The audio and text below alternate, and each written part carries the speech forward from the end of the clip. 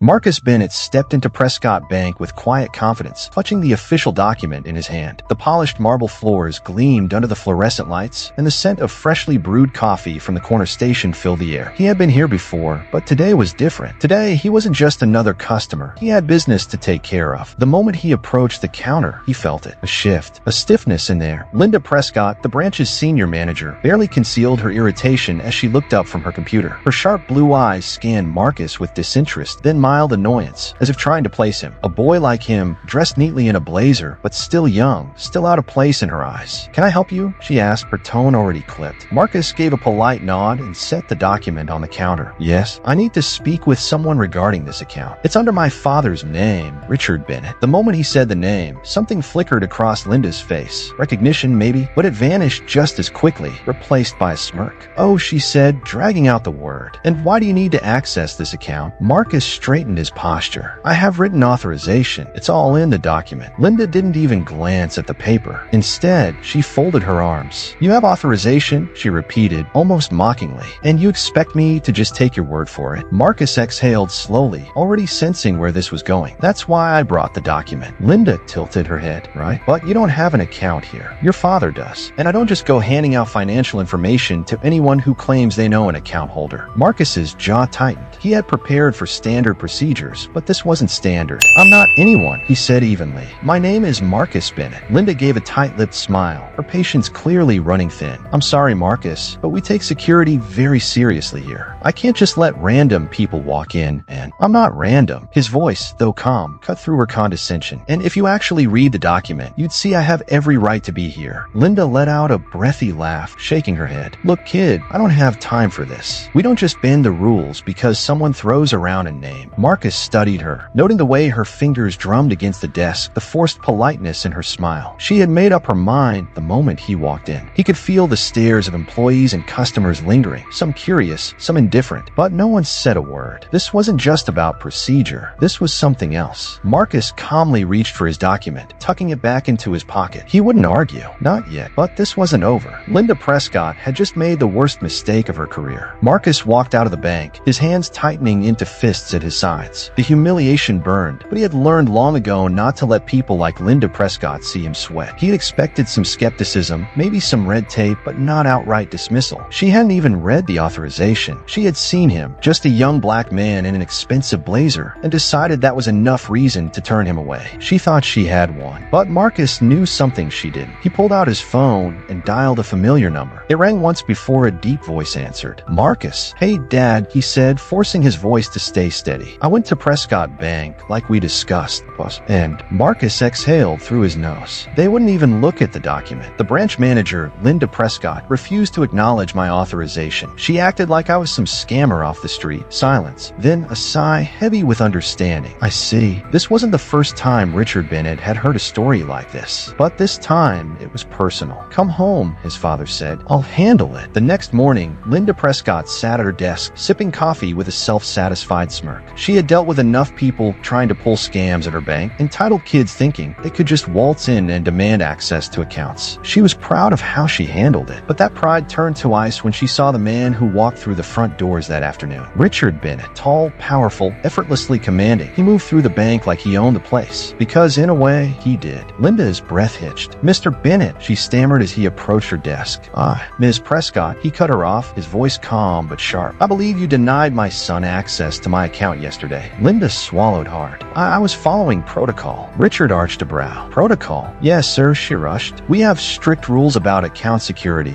Tell me," he interrupted, his gaze pinning her in place. "Did you even read the authorization document he presented?" Linda hesitated. That was all the answer he needed. A flicker of something crossed his face. Disappointment, maybe, or just quiet, simmering anger. "Ms. Prescott," he said, lowering his voice, "I don't think you understand who I am." And then, in front of the entire bank staff and several stunned customers, Richard Bennett pulled out his own document, one that bore the official letterhead of the Bennett Financial Group, the parent company that owned Prescott Bank. Linda's face drained of color. This was her boss. No, this was the owner. And she had just humiliated the son of the man who signed her paychecks. Richard let the moment settle before speaking again. "You're going to fix your mistake," he said, "and then we're going to have a conversation about your future here." Linda's hands trembled. She had thought she was the one in control, but now she realized she was the one being judged. The glass doors of Prescott Bank shut behind behind Richard and Marcus, sealing Linda inside with her sinking dread. Outside, the air was crisp, but Marcus still felt the weight of what had just happened pressing down on him. That was intense, Marcus muttered as they walked toward the parking lot. Richard glanced at him. She deserved worse. Marcus didn't disagree, but something about Linda's face in that final moment stuck with him. She had gone from arrogant to desperate in the blink of an eye. Do you think she'll fight it? He asked. Richard chuckled, shaking his head. Fight what? The truth. He unlocked the car with a press of his key fob. She humiliated herself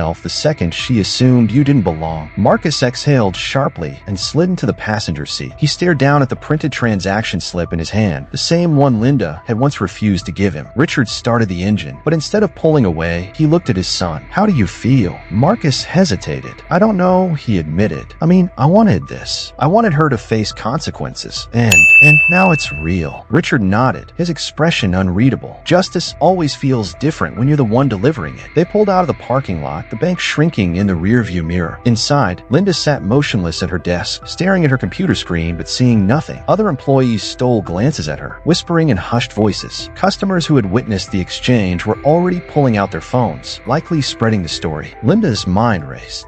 Next steps. Formal notice. She wasn't just facing a reprimand. She was about to lose her job. Her fingers hovered over her keyboard before clenching into fists. This isn't over. She refused to go down like this. With a sharp inhale, she straightened her posture, smoothing down her blouse. There had to be a way out. A way to twist the story. A way to make it seem like a misunderstanding instead of outright discrimination. If she could get ahead of this, maybe, just maybe, she could salvage her career. But as she turned and met the disapproving stares of her coworkers, a sinking feeling told her that some mistakes can't be undone. Her hands trembled as she clicked open her email. She needed to act fast. If she stayed passive, she'd be fired before she even had a chance to explain herself. Her mind raced through possible defenses. Miscommunication, a misunderstanding, bank policy. She had barely started typing a draft of HR when her manager, Evelyn Harris, stepped into her office. The entire floor went silent. Evelyn, a woman in her early 50s with sharp eyes and an even sharper tongue, shut the door behind her. She folded her arms, staring down at Linda with a kind of look that made people shrink in their chairs. Linda, she said coolly, explain to me what just happened. Linda forced a nervous smile. Evelyn, this has all been blown out of proportion, has it? Evelyn cut in. Because from what I heard, you refused to let a client withdraw his own money and proceeded to humiliate him in front of a full lobby. Linda's mouth opened, then shut. She wasn't used to being on this side of the interrogation. I followed policy, she said quickly. Large withdrawals require verification. Stop. Evelyn held up a hand. Richard Bennett's son doesn't need verification. You know that. Everyone in this bank knows that. The only person you had an issue with today was Marcus Bennett. Linda's stomach twisted. That's not true. Evelyn arched an eyebrow. Then why did you assume he wasn't the account holder? Why did you treat him like a criminal instead of client? He crept up Linda's neck. I was just being cautious. Evelyn exhaled sharply, as if holding back something sharper. I don't have time for excuses. Richard Bennett has already contacted corporate. Linda's breath caught. He's considering legal action for discrimination. Panic surged through her. Wait, legal action? Evelyn nodded. And that's not even the worst part. Do you have any idea how many customers in that lobby were recording? She let the question hang. The video is already circulating. By tomorrow, this bank's name will be trending for all the wrong reasons. Linda felt sick. Evelyn leaned forward, her voice lowering. Corporate will do whatever it takes to protect its reputation. That means they're going to need a scapegoat. She let the words sink in. Do you understand what I'm saying? Linda's fingers curled into her palms. They were going to throw her under the bus. Her pulse pounded. Evelyn, please. I've been with this bank for years. Evelyn's expression didn't soften. And yet, you made a mistake you can't undo. A knock at the door made both women turn. A man in a suit stood there, expression unreadable.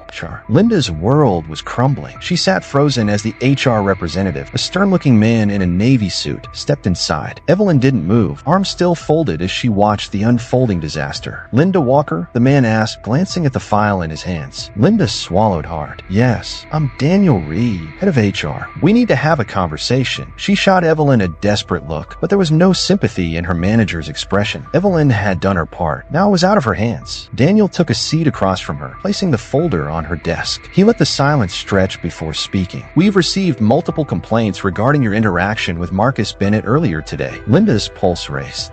He raised a hand, stopping her. Let me finish. He opened the folder and slid a printed screenshot across the desk. This is a still from the video currently circulating online. Linda's breath caught. It was a frozen frame of her standing behind the counter, scowling, while Marcus stared at her in disbelief. In the background, other customers Customers looked on, some holding their phones up. This video has over 2 million views already, Daniel continued. People are calling for action against this bank. They're accusing us of racism, poor customer service, and financial discrimination. Linda felt lightheaded. But I didn't. The Bennett family is furious, Daniel interrupted. Marcus's father is a major client, a major donor, and now he's considering pulling every last dollar out of this bank. He leaned forward. Do you have any idea how bad that would be for us? Linda opened her mouth, but nothing came out. Daniel sighed, as if he had already made up his mind. Effective immediately, you're suspended while we conduct an internal review. Linda's stomach dropped. Suspended? That's the best case scenario, Daniel said flatly. If Richard Bennett pushes harder, you'll be terminated. Linda shot up from her chair. You can't do this to me. I was following protocol. Daniel's expression didn't change. You weren't following protocol. You assumed Marcus Bennett wasn't who he said he was. You refused to check his ID. You humiliated him in front of an entire lobby, and now you're paying the price. The weight of his words crashed down on her. Evelyn finally spoke. Linda, you need to go home. Linda turned to her, eyes pleading. Evelyn shook her head. I can't help you. Linda's breath came in short gasps. This wasn't happening. This couldn't be happening. Then Daniel reached into his folder and pulled out an envelope. Leave your access badge at the front desk, he said, sliding it toward her. You'll be notified about the final decision within a week. Linda stared at the envelope. Suspended, possibly fired, publicly shamed. Her entire career was slipping through her fingers. Linda sat in her car, gripping the steering wheel so hard her knuckles turned white. The world outside blurred as panic set in. 10 years at the bank, a reputation, a career built from the ground up. And now one mistake, one misunderstanding had put everything in jeopardy. Her phone buzzed on the passenger seat. Mom. She hesitated but picked up. Hello? Linda, what is going on? Her mother's voice was sharp with concern. I just saw a video of you. Linda groaned. Not you too. Yes, me too. It's everywhere, Linda. The news is talking about it. People are calling you a racist. Her stomach churned. I didn't do anything wrong, Mom. Her mother scoffed. Really? Because from what I saw, you humiliated the son of one of the wealthiest black men in the state. And now, the whole internet wants your head. Linda clenched her jaw. I was doing my job. I thought he was some random kid trying to pull a scam. Well, you thought wrong. Her mother snapped. And now you're paying for it. Linda closed her eyes. Mom, I don't need a lecture right now. Then what do you need? Because from where I'm sitting, your career is over unless you fix this. Linda exhaled sharply. I need to think. Think fast, her mother warned. Because if you don't, there won't be anything left to save. She hung up, leaving Linda in silence. Linda opened her banking app and scrolled to the corporate contacts. There was only one person who could fix this, Richard Bennett himself. She hesitated. Would he even take her call? What choice do I have? Her hand shook as she dialed the number. The line rang once, twice. Then a deep voice answered. This is Richard Bennett. Linda swallowed hard. Mr. Bennett, this is Linda Walker.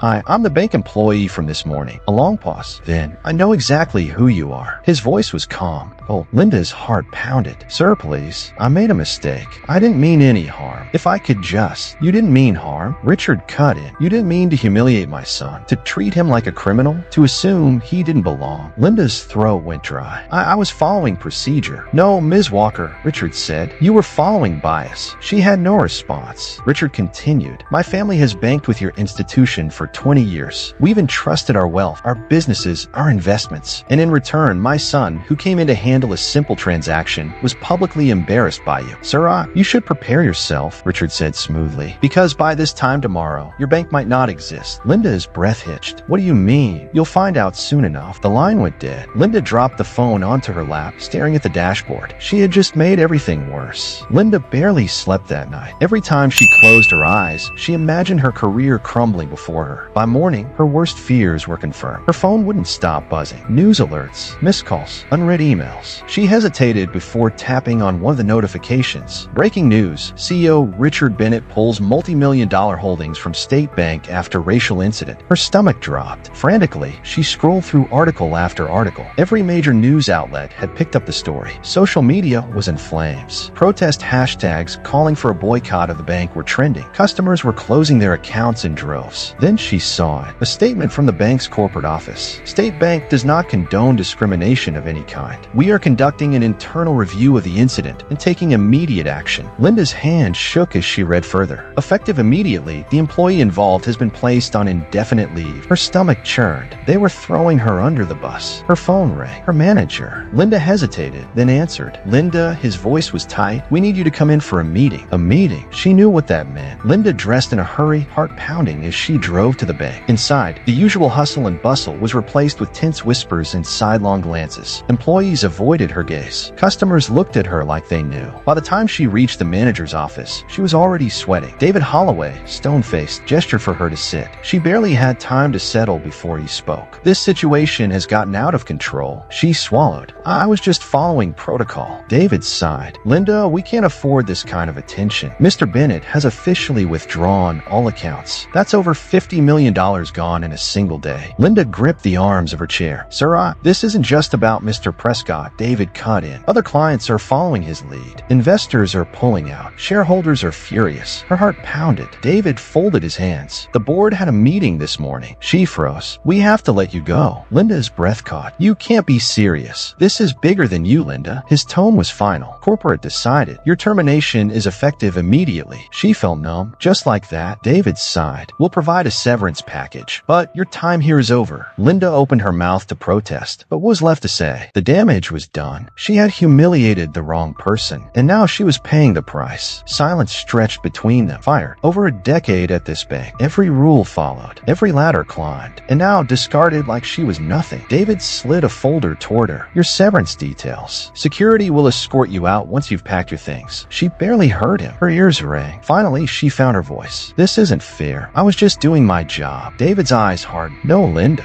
Your job was to provide service, not to humiliate a customer because of your biases." The words landed like a slap. She wanted to argue, to insist she wasn't biased, but deep down she knew. She had assumed. She had dismissed Marcus without thinking twice. And now the whole world knew it. Slowly she stood, gripping the severance folder like it might somehow save her. "This is a mistake," she whispered. David didn't respond. Every step back to her desk felt heavier. Colleagues who had once smiled now looked away. Some whispered behind their hands. Others just stared. She could barely meet their eyes as she packed her things. A framed photo from her first day. A pin set from her promotion. All useless now. She zipped up her bag. Then, a murmur near the entrance. A familiar voice. She turned, and there he was. Marcus Prescott, dressed in a crisp blazer, speaking with a corporate executive, calm, in control. The way people surrounded him, listening intently, it was clear he had power now. Linda's stomach twisted. Marcus turned slightly, scanning the room. Then, his eyes met hers. For a moment, neither of them moved. She wanted to look away,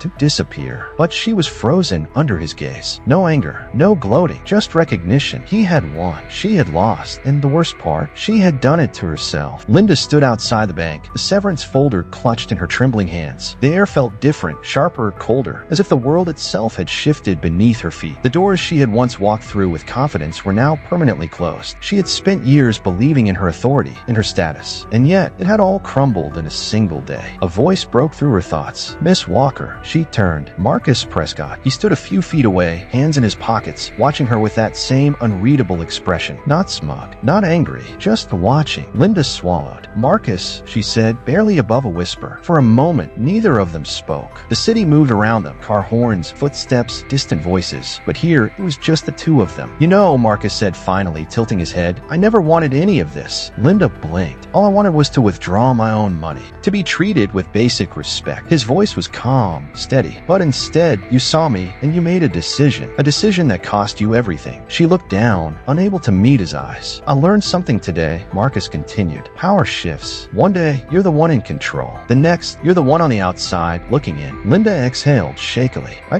didn't mean to, but you did." His tone wasn't cruel, just firm. "That's the problem. It wasn't just a mistake. It was a mindset, one that finally caught up to you." Linda had no defense, no excuse. After a moment, Marcus reached into his pocket and pulled out a card. He held it out. Hesitant, she took it. "Prescott Financial Group." She looked up, confused. "Why are you giving me this?" Marcus gave a small shrug. "Because maybe, just maybe, you'll take this as a lesson. Maybe next time you'll think before judging someone." He paused. "And maybe, just maybe, you'll need a fresh start someday." Linda's breath caught. Fresh start. The irony of it stung. Marcus nodded once, then turned and disappeared into the city crowd. Linda stared down at the card in her hand. She had lost everything, but for the first time, she wondered if she had just been handed one last chance.